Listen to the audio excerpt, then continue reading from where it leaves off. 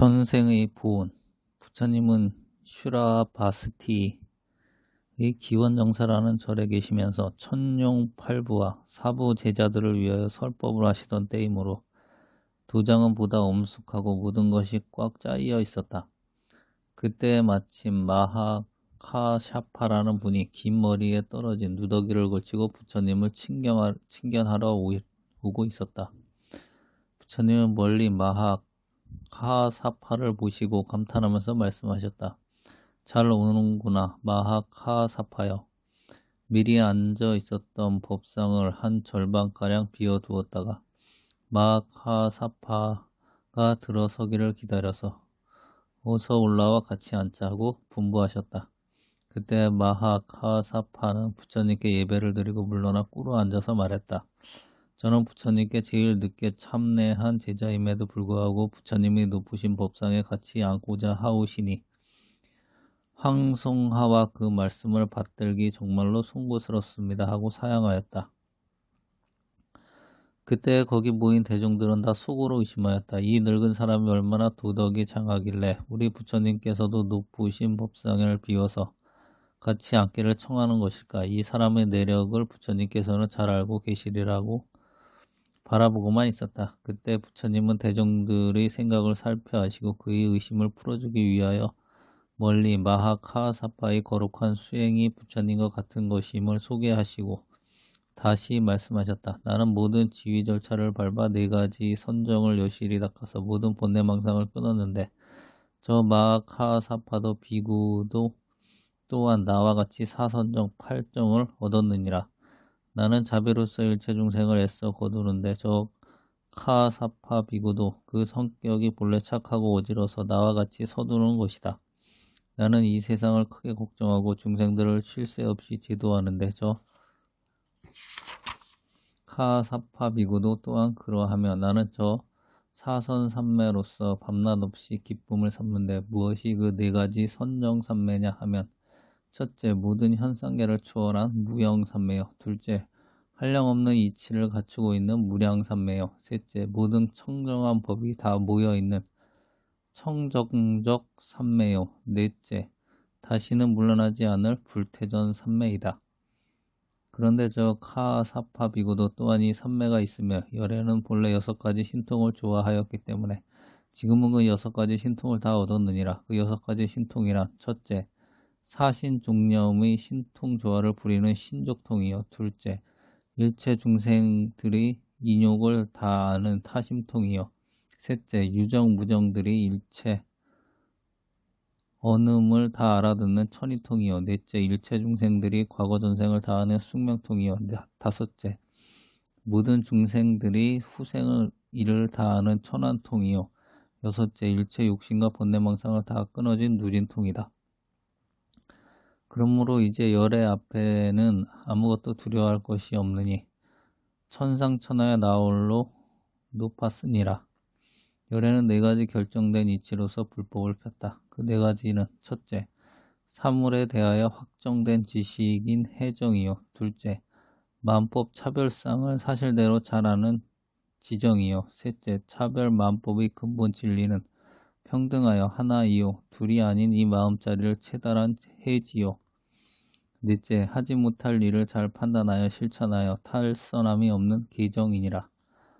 이리하여 육신과 산하대지가 그 명색도 없어지고 청정한 이 마음자리만 뚜렷이 드러나서 항상 마음에 일이 없고 안락하여서 근심 걱정을 하거나 좋아 날뛰는 일이 없으므로 저 생사에 몰아치는 고생은 영원히 뿌리째 뽑아졌나니 저 카야사파 비구도 또한 열애와 똑같이 되어 있는 것이다. 부처님께서 다시 말씀을 계속하셨다. 과거 구원겁전에 한 성군이 있었다. 그 왕의 이름은 문타갈인인데 자비도덕으로 나라를 다스렸으므로 백성들이 안락하여 천하에 그 이름을 떨쳤다. 그때 도리천의 천신이 그 도덕을 숭배하여 곧 천상의 거마를 인간 세상으로 내려보내어 그 임금을 맞아 천상으로 모셔 올리라 하였다.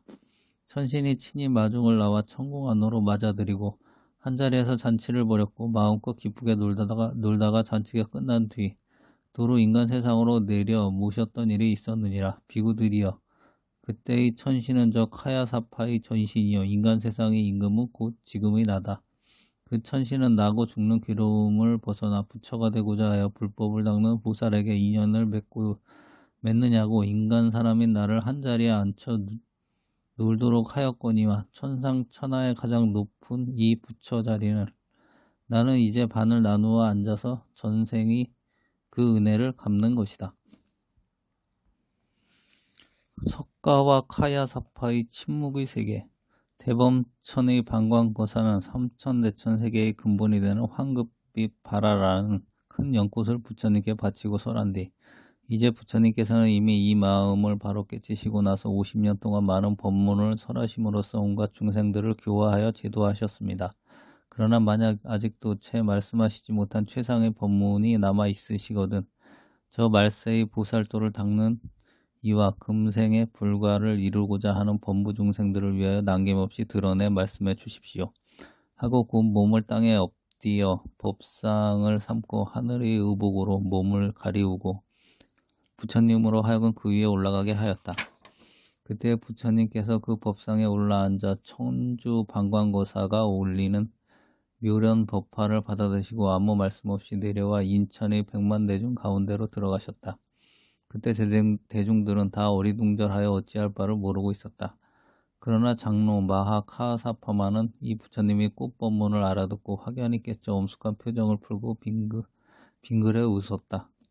부처님께서 카야사파를 보시고 과연 그렇다 하시고 인가하시고 말씀하셨다. 이 법문은 오직 마음을 모든 부처님과 똑같이 깨친 사람끼리만 서로 긍정할 수 있는 소식이므로 다만 마음으로만 서로 전하고 받을 수 있는 일이다. 또한 나에게 정법 안정과 두루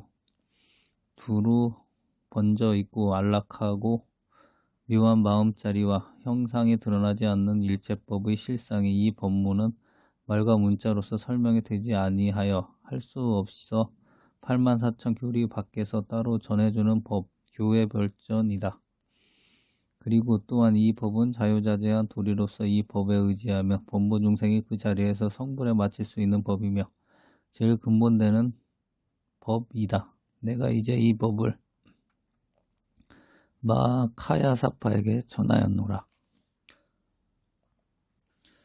그리고는 말이 없었다. 그때 카야사파는 곧 일어서서 부처님 발에 절하고 살해였다. 부처님이시여 참 묘한 일입니다. 제가 과거 무량겁전의 옛일을 생각하오니 그때의 연등 부처님께서 설법하시던 것을 듣고 마음에 깨달은 바가 있었습니다. 이제 또 석가모니 부처님을 모시고 법문을 듣다가 모든 망상 번뇌가 뚝 끊어진 지혜로서 아라한도를 얻었습니다. 그리고 다시 일체만법의 근본인 실상에 대한 말씀을 듣고 대승보살도에 들어가 먼저 얻은 소승 아라한도에서 대승보살도를 성취하며 부처님과 같이 시방세계의 일을 죄다 통할 수 있는 일체 종지의 이 마음을 거의 다 얻게 되었습니다. 이와 같이 미묘한 일체 종지가 어디서 생긴 것인가 하오면 그것은 다 범부 중생들이 아득한 옛날부터 여기서 나서 저기서 죽고 저기서 죽어 여기서 나는 동안 갖은 풍상을 겪은 마음을 부처님의 가르침에 의하여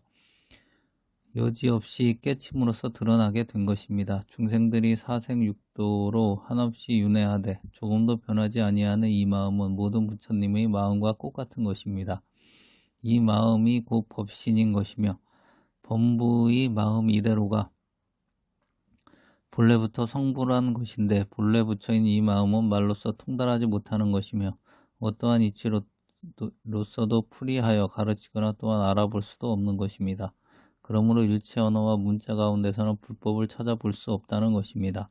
다만 이 마음을 깨달은 사람끼리 서로 긍정하며 인가하여 주미 없이 전하는 얻은 바도 없이 받는 것입니다. 이 마음은 과거, 현재나 미래나 할 것 없이 언제든지 항상 이리하여 나지도 늙지도 병들지도 아니하여 변하지 않는 것이므로 모든 삼매와 선정으로도 깨칠 수 없는 것입니다. 저 화엄경에서 말씀하신 삼현 십성의 큰 보살들로서도 알 수가 없는 것입니다. 어떠한 사람이든지 다만 이 마음을 알고자 하는 마음이 극도에 이르렀을 때만이 범부 중생들이 누구나 깨달을 수 있는 것입니다.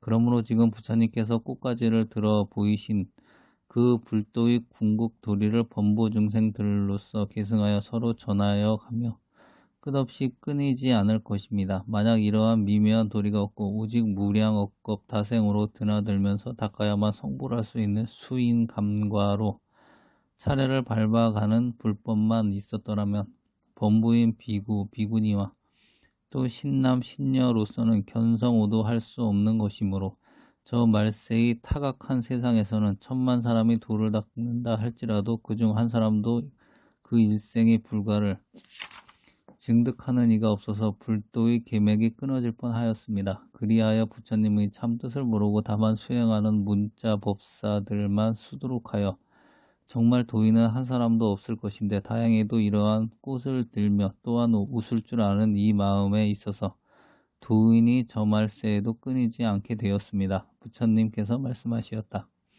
마하카사파야, 과연 그대의 말한 바가 옳다.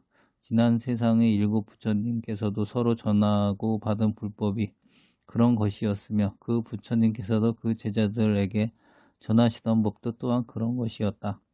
카사파여, 내가 열반한 뒤에는 이 법장은 그대에게 부족하는 것이니 대대로 전하여 이 정법이 널리 펴져서 안욕따라 삼막삼보리인 이 마음의 도가 끊어지지 말게 하여라.